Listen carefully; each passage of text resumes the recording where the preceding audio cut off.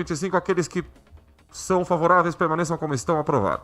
Por quê? Porque daí você nem percebe o que está passando. Mas eles sabiam.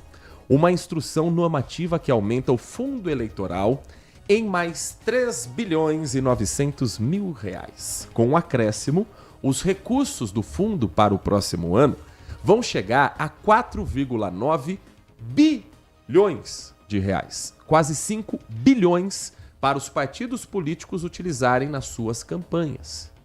A instrução foi relatada pelo deputado Isnaldo Bulhões, que é do MDB de Alagoas.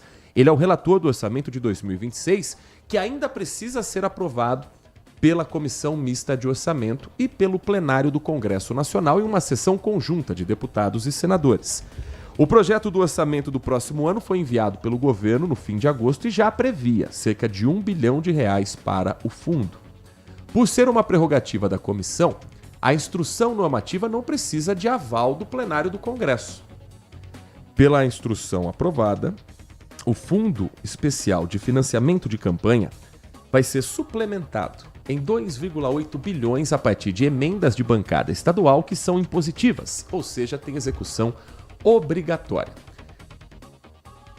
Cada vez que eu vejo uma notícia dessa, eu lembro de todos os projetos que pararam na Câmara ou que tem aquela enorme gritaria de grandes líderes de partidos políticos quando é para aumentar o salário mínimo acima do preço da inflação, acima do valor da inflação, quando é para discutir novas relações de trabalho, quando o assunto é sobre, por exemplo, a escala de trabalho 6x1, o argumento deles é sempre o mesmo.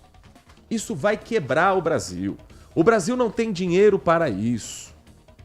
As empresas já pagam a conta muito alta, porque os impostos nesse país eles são muito altos. É verdade.